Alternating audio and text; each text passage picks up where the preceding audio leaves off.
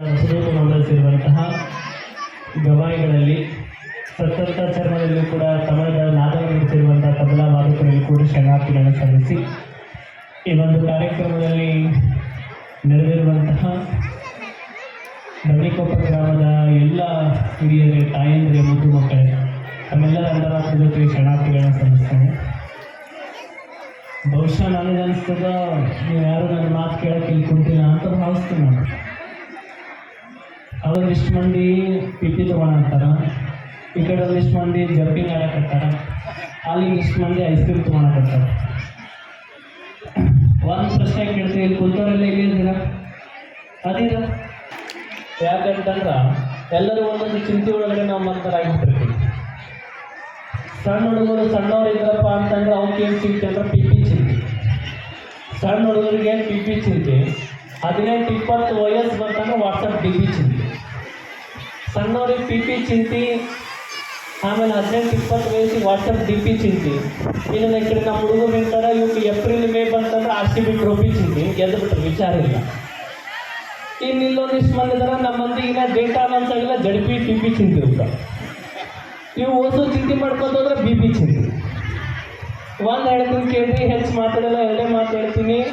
ಒಂದು, ನಾವು PP, ZP, TP, ಆಮೇಲೆ ಟ್ರೋಫಿ, BP ಚಿಂತೆ ಬಿಟ್ಟು ಹ್ಯಾಪಿಯಾಗಿರ್ಬೇಕಂದ್ರೆ ಬಂಡಿಕೊಪ್ಪ ಗ್ರಾಮಕ್ಕೆ ಬಂದು ಜಾತ್ರೆಗೆ ಸೇರಿದಾಗ ಮಾತ್ರ ಹ್ಯಾಪಿಯಾಗಿರೋದಕ್ಕೆ ಸಾಧ್ಯ ಆಗ್ತದಲ್ಲ. ನನಗೆ ನಿಮ್ಮ ಊರವ್ರು ಫೋನ್ ಮಾಡಿದ್ರು, ನನಗೆ ಫೋನ್ ಮಾಡಿ ದಿನ ಕೊಡಕ್ಕೆ ಬರ್ತೀವ್ರಿ ಅಜ್ಜಾರ ಅಂತ ನಮ್ಮ ಶರಣಪ್ಪ ಗೌಡರು, ಶಿವಣ್ಣವರು. ಆಮೇಲೆ ಅವ್ರು ಅಂದ ತಕ್ಷಣ ನನಗೇನು ವಿಶೇಷ ಅನ್ನಿಸ್ಲಿಲ್ಲ. ನಿಮ್ಮ ಊರಿಗೆ ಬರೋದು ನನಗೇನು ವಿಶೇಷ ಅನಿಸ್ಲಿಲ್ಲ. ಯಾಕೆ ವಿಶೇಷ ಅನಿಸ್ಲಿಲ್ಲ ಅಂತಂದ್ರೆ, ನನಗೇನು ಅನಿಸ್ತಪ್ಪ ಅಂತಂದ್ರೆ ನಮ್ಮ ಊರಿಗೆ, ನಮ್ಮ ತವ್ರ ಮನೆಗೆ ನಾನು ಬರಕತ್ತೀನಿ ಅನ್ನುವಂಥ ಭಾವ ನನ್ನಲ್ಲಿತ್ತು ಏನೋ ಅಂತಂದ್ರೆ ಹೇಳಕ್ಕೆ ಇಷ್ಟಪಡ್ತೀನಿ. ಒಂದು ಹೇಳ್ತೀನಿ, ಈಗ ನಿಮ್ಮ ಊರಾಗೆಲ್ಲ ಫಿಲ್ಟರ್ ನೀರು ಐತಲ್ಲ, ಫಿಲ್ಟರ್ ನೀರು ಯಾಕೆ ಇಟ್ಟಿರ್ತಾರೆ? ಕೆಟ್ಟ ನೀರನ್ನ ಫಿಲ್ಟ್ರ್ ಮಾಡೋಕ್ಕಾಗಿ ಶುದ್ಧ ನೀರಿನ ಘಟಕ ಅಂತ ಇಟ್ಟಿರ್ತಾರೆ. ಮತ್ತು ನಿಮ್ಮಲ್ಲಿರ್ತಕ್ಕಂಥ ಕೆಟ್ಟ ಮನಸ್ಸಿಗೆಲ್ಲ ಫಿಲ್ಟ್ರ್ ಮಾಡೋಕ್ಕೆ ನಿಮ್ಮ ಊರಾಗ ಯಾವುದೈತಪ್ಪ ಅಂತಂದ್ರೆ 2 ಜಾತ್ರೆಗಳೈತಿ ಅನ್ನುವಂಥದ್ದನ್ನು ಹೇಳೋಕ್ಕೆ ಇಷ್ಟಪಡ್ತೀನಿ. ಒಂದನ್ನು ಹೇಳ್ತೀನಿ. ಒಮ್ಮೆ ಏನಾಗಿತ್ತಪ್ಪ ಅಂತಂದರೆ, ಒಬ್ಬ ವ್ಯಕ್ತಿ ತಲೆ ಮ್ಯಾಗ ಕೈ ಹೊತ್ಕೊಂಡು ಕುತ್ಕೊಂಡಿದ್ನಂತ. ಒಬ್ಬ ವ್ಯಕ್ತಿ ತಲೆ ಮ್ಯಾಗ ಕೈ ಹೊತ್ಕೊಂಡು ಕುತ್ಕೊಂಡಿದ್ನಂತ. ಜೀವನ ಭಾಳ ಬೇಸರ ಆಗೈತೆ ನನಗೆ, ದೇವ್ರನ್ನ ಅವ್ನು ಏನು ಕೊಟ್ಟಾನ, ಬೇರೆ ಕೊಟ್ಟಿಲ್ಲ ನನಗೆ, ಭಾಳ ಭಾಳ ಬೇಸರ ಆಗೈತೆ ನನಗೆ ಅಂತೇಳಿ ಭಾಳ ಬೇಸರದಿಂದ ಮನೆಗೆ ಕುತ್ಕೊಂಡಿದ್ದಂತ. ಮತ್ತು ಹತ್ತಿರ ಹೆಂಡತಿ ಬಂದಂತ, ಹೆಂಡತಿ ಅಲ್ಲಂತ, ಅಲ್ರಿ ನಿಮ್ಮನ್ನು ನಂಬ್ಕೊಂಡು ನಾವು 3-4 ಮಂದಿ ಜೀವನ ಸಾಗಿಸಕತ್ತೀವಿ, ನೀವು ನಮಗೆ ಮಾಲಕರದ್ರಿ, ನೀವೇ ಜೀವನ ನಡೆಸೋರದ್ರಿ, ಹಿಂಗೆ ನಡೆಸೋರಿದ್ದಂಥ ಸಂದರ್ಭದೊಳಗಡೆ ನೀವು ನನ್ನ ಜೀವನ ಬೇಸರ ಆಗೈತಂತೆ ತಲೆನ ಕೈ ಹೊತ್ಕೊಂಡು ಕುತ್ಕೊಂಡ್ರೆ ಹೆಂಗೆ ರೀ ಬದುಕು ನಮ್ಮದು ಅಂತ ನಂಗಂತ ಹೆಂಡ್ತಿ. ಅದಕ್ಕೆ ಇವಾಗಂತ, ಅಲ್ಲ ಏನೈತಂದ್ರೆ ನಾ ಜೀವನ ಸಾಗಿಸ್ಲಿ ಅಂತ ಕೇಳಿದ್ ನಾನು. ಏನೈತಂತ ಜೀವನ ಸಾಗಿಸ್ಲಿ? ಆ ಭಗವಂತ ಅಂತೂ ನನಗೇನು ಕೊಟ್ಟಾನ? ಭಗವಂತ ಅನ್ನೋನು ನನಗೇನು ಕೊಟ್ಟಿಲ್ಲ, ನನಗೇನು ಕೊಟ್ಟಾನಂತ ನಾನು ಜೀವನ ಸಾಗಿಸ್ಲಿ ಅಂತೇಳಿ ನಾನು ಮನೆಗೆ ಕರೆಸಿದ್ರಂತ. ಗುರುಗಳನ್ನ ಮನೆಗೆ ಕರೆಸಿ ಗುರುಗಳಿಗೆ ಹಂಗಂತ, ನೋಡ್ರಿ ನನ್ನ ಯಜಮಾನ ಹೀಗೆ ತಲೆ ಮ್ಯಾಗ ಕೈ ಹೊತ್ಕೊಂಡು ಜೀವನ ಬೇಸರ ಆಗೈತೆ ಅಂತ ಕುತ್ಕೊಂಡ್ಬಿಟ್ಟಾನ, ಮತ್ತು ಇವ ಹಿಂಗ್ಯಾಕೆ ಕುಂತಾನ ಒಂದು ಸ್ವಲ್ಪ ಕೇಳ್ರಿ ಅಂತಂದ್ರಂತ. ಅಂದ ತಕ್ಷಣ ಗುರುಗಳು ಬಂದು ಆ ವ್ಯಕ್ತಿನ ಕೇಳಿದ್ರಂತ, ಏನು ಸಮಸ್ಯೆ ಆಗೈತೆ ನನಗೆ, ಯಾಕೆ ಹಿಂಗೆ ಕುಂತಿ ಅಂತ ಕೇಳಿದ್ರು.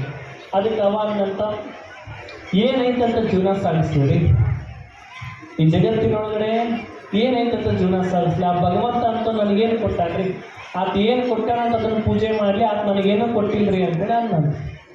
ಅದಕ್ಕೆ ಗುರುಗಳು ಅಂದ್ರಂತ, ಭಗವಂತ ನಿನಗೇನು ಕೊಟ್ಟಿಲ್ಲ ಅಂತ ಕೇಳಿದ್ರಂತ. ಅದಕ್ಕೆ ಹವಾನಂತ, ಏನು ಕೊಟ್ಟಾನ್ರಿ? ಈಗಿನ ಜಿಂದಗಿ ಒಳಗಡೆ, ಈಗಿನ ಜೀವನದೊಳಗಡೆ ಜೀವನ ಸಾಗಿಸ್ಬೇಕಂತಂದ್ರೆ ಏನು ಮುಖ್ಯ ಆಗೈತಿ? ಹಣ, ಮನಿ ಇಂಪಾರ್ಟೆಂಟ್ ಆಗೈತಿ. ಆ ರೊಕ್ಕನ ಭಗವಂತ ನನಗೆ ಕೊಟ್ಟಿಲ್ಲ, ಮತ್ತು ನನಗೆ ಕೊಟ್ಟಿಲ್ಲ ಅಂತಂದ್ರೆ ನಾನು ಯಾಕೆ ಅವನು ಪೂಜೆ ಮಾಡಲಿ, ನನಗೇನು ಕೊಟ್ಟಾನ್ರಿ ಅಂತೇಳಿ ದೇವ್ರನ್ನ ಭಯಕ್ಕೆ ಹತ್ಬಿಡ್ತಾನೆ. ಅದಕ್ಕೆ ಗುರುಗಳು ಒಂದು ಮಾತು ಹೇಳಿದ್ರಂತ, ಒಟ್ಟ ವಿಚಾರ ಮಾಡೋಕೆ ಹೋಗ್ಬೇಡಿ, ಭಗವಂತ ನಿನಗೇನು ಕೊಟ್ಟಿಲ್ಲಲ್ಲಪ್ಪ, ರೊಕ್ಕ ಅನ್ನೋದು ನಿನಗೆ ಕೊಟ್ಟಿಲ್ಲಲ್ಲ ಭಗವಂತ. ನಾಳೆ ನಾನು ನಿನಗೆ 20 ಲಕ್ಷ ರೂಪಾಯಿ ಕೊಡ್ತೀನಿ.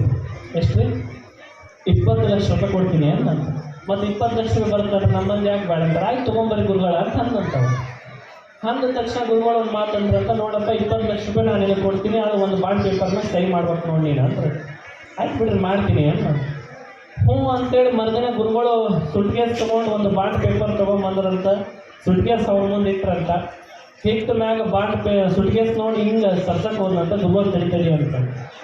ಈ ಬಾಂಡ್ ಪೇಪರ್ನ ಒಂದು ಸಹಿ ಹಾಕ, ಆಮೇಲೆ ಸುಡ್ಗೇಸ್ ತಗೋ ಅಂದ ತಕ್ಷಣ ಇದು ಕೊಡಿ, ಎದಕ್ಕೆ ಬಾಂಡ್ ಪೇಪರ್ ಎದಕ್ಕೆ ಸಹಿ ಮಾಡ್ಬೇಕು ಅನ್ನೋದು ಕೇಳೋದ ಮರ್ತಿರ್ತದೆ. 20 ಲಕ್ಷ ರೂಪಾಯಿ ಹೋಗಿಲ್ಲ ಹಿಂಗೆ ಮರ್ತಂಥ ಸಂದರ್ಭದೊಳಗಡೆ ಆ ಬಾಂಡ್ ಪೇಪರ್ನ ಸಹಿ ಹಾಕೋದು ಗುರುಗಳು ಕೊಡ್ತಾರೆ. ಬಾಂಡ್ ಪೇಪರ್ನ ಗುರುಗಳು ಚಂದ ಬರೆದಿರ್ತಾರೆ. ಏನು ಬರೆದಿರ್ತಾರೆ ಅಂತಂದ್ರೆ 10 ಲಕ್ಷ ರೂಪಾಯಿ ನಿಂದು ಒಂದು ಕಣ್ಣು, 10 ಲಕ್ಷ ರೂಪಾಯಿ ನಿಂದು ಒಂದು ಕಿಡ್ನಿ ತಕ್ಕೊತೀನಿ, ಅನುಮತಿ ಕೋರಿ ಪತ್ರ ಬರ್ತೀನಿ ಅಂತ ಗುರುಗಳು ಬರೆದಿರ್ತಾರಂತ.